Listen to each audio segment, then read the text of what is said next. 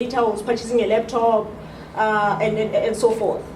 So that's where you come into the creating sustainable ecosystem. I am applicable to the topic. You are. Thank you. And the last question, please. Let's not. Morning, everybody. Last 1, 2, 3. Ne? Can we be brief with our questions, please? Let's not comment. Let's not go to the question. Ask the question. We'll answer, because if we don't, one by one they will leave. And I might leave too because of... Sorry. Mine is actually not a question, but... Can we leave a comment later as we close? Let's give the questions now so that we can deal with that. Oh, okay, fine. So we have 2 comments, which is going to take 30 seconds each. So the question, yes? Yes, thank you. My name is Pumlani House. When I'll just give my background before I answer the question. When running a business, you know there's income, there's expenditure. I'm interested in lowering the cost and increasing my profits. Yes.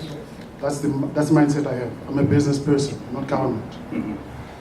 Now, why do you ask me such a perverse question, an odd question? It's really a fluke.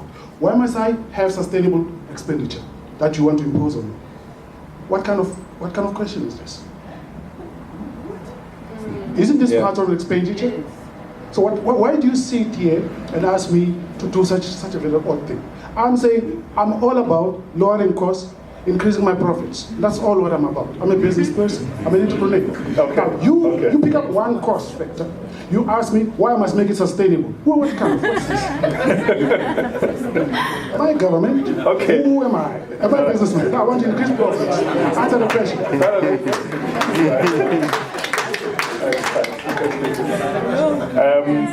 Let's wait for the comment and a comment, then we can answer that. It's actually a question. Oh, okay. It might sound very silly, but I'm struggling to answer this one. I've been in business since 2009.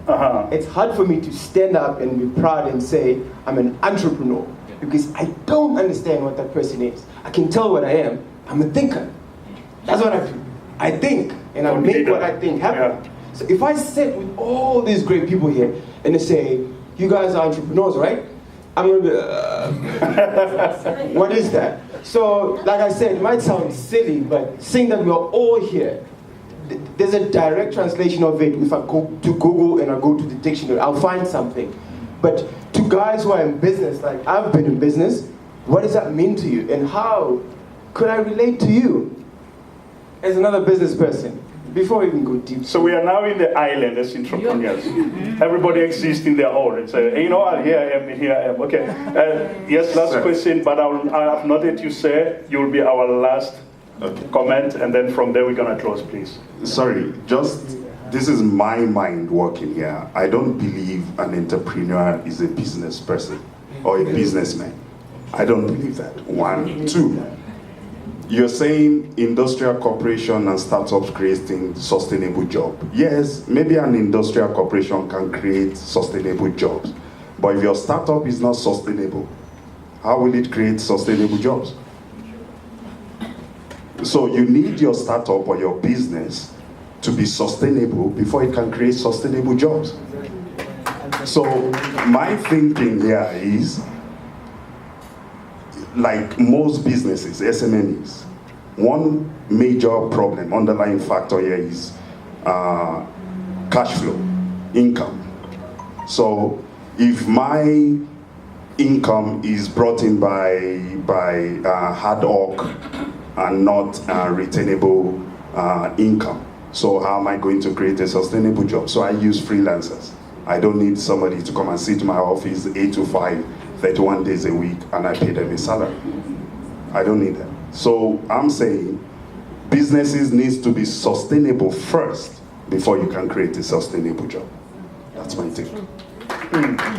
Okay, we'll just take, yes sir, and then from there I'll just allow our panelists to just wrap up, answer some of the questions, but close in maybe 1 minute, and then we'll be wrapping up.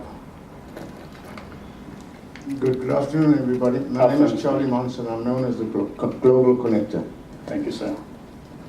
I like the conversation. I like where it's all going, but we seem to be losing it somewhere. Industrial corporations, startups, sustainable jobs, creating jobs, and so forth. Which challenges we're facing, what it is, who are entrepreneurs, and so forth. Entrepreneurs are people who seek out opportunities and way to create something. That's my understanding of an entrepreneur. Getting back to Diaz's little form was technician, manager, entrepreneur. We need to understand there's a transition that we need to go through. Exactly. Everything comes in with coaching, compliance. If you don't comply, for example, you have a construction firm and you don't have the, not even CIDB, health and safety. Someone falls down, are you covered by those insurances?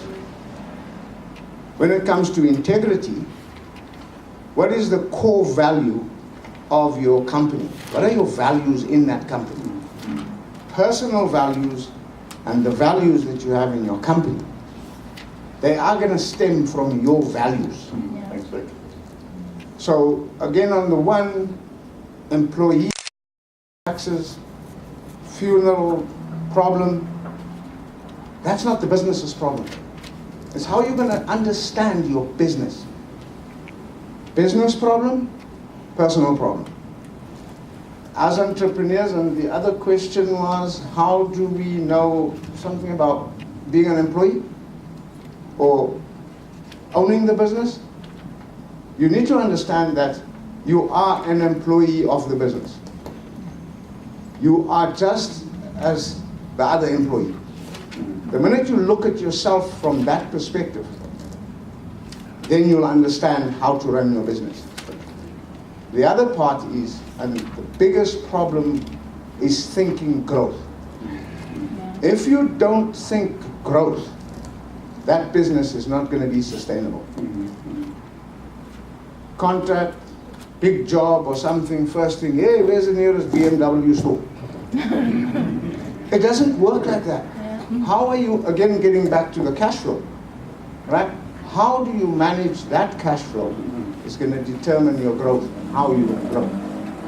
But most importantly, what I want to say is, find a mentor, find a coach, somebody who's going to guide you away from all those mistakes that you would be making, and also guide you on how to go about and get to the next level.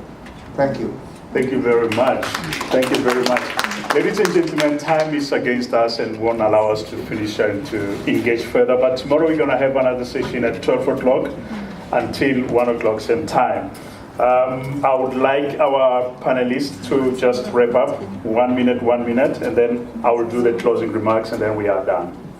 Thank you. And it is sad that we didn't have enough time, but we work with what we have. What I just want to make clear is that job creation is very possible, for a majority of us, right? It's very possible. There are certain things that we need to do. They may not be easy. They may not happen quickly. It's difficult. If it was easy, 60% of the businesses that are self-employed people would have created jobs, right? So there's certain things we need to have in place, including the right kind of business models, etc., etc. But just two more comments that I want to make is, number one, I don't see how with technology and a whole lot of things that are happening right now, and just how tough competition is, how we are actually going to create some of those jobs when we are not developing ourselves as individuals to meet with those standards, right? So that's the first thing we're not doing. And then secondly is, outsourcing is a practical way to actually grow and scale your business. Growth does not mean employing people. Right? There are different ways to scale and grow your business, and one of them is automation. And automation says, how does your business get to grow on its own? And that's what, again, that's where the entrepreneur is or should be, is getting the business to function and operate without you. And just maybe my last comment is, it is possible. It is possible, but not all of us are meant to be that person that creates jobs. And your first objective should not be to create jobs. Create a scalable business model that looks like it can grow. If you need to employ people, then you do that. Okay? It is all our responsibility to contribute to sustainable job creation. It doesn't mean you must be the one that creates a job. Your responsibility right now as a startup, get your business to grow, and or rather to work functionally, sustainably, and if you can create jobs, either do it directly or indirectly by outsourcing to somebody else. Thank you very much. Round of applause. Yes, Ntsoaki, closing remarks. Yes, sir. For me, it's quite simple. I mean, as I said earlier on, that the psyche of each and every South African at this point in time, at this juncture that we find ourselves in, I think it's quite important. Because where we're at right now, we are creating a new culture, a new mentality, where, for instance, it's that mentality of entitlement, it's that mentality of always saying, it's not my problem that there aren't enough jobs, or it's not my problem that jobs are declining in the country. So for me, my point is just to say that we really need to look into the psyche of each and every South African, to say, at what point does someone say, life is just hard for me, let me just go and beg?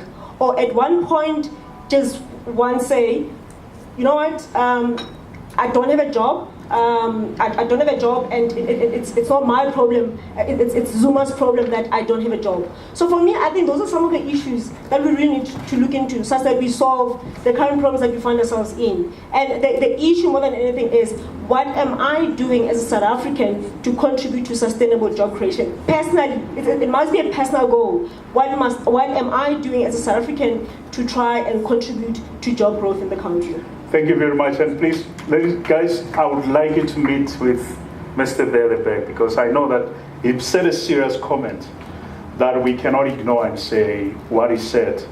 We can't answer it, right? We have to find a way that, sir, you can see them, so that you can be able to have some conversation with them going forward. Thank you very much, ladies and gentlemen, and really we had a great time, and I hope that tomorrow I'll be hired again. I'm not paid, by the way, but I'm hired. So hope I'll be here tomorrow. And thank you very much. My name is Derrick Ndzavi. I also wrote a book. I'm the first-time author, Business Tips to My Daughter. I love it so much, the book. I think that's a copy. It's selling very well. I'm happy, and it's engaging very well, creating topics and conversations. And thanks to our panel, and we are hoping to see you tomorrow. And from me, I say goodbye. Thank you.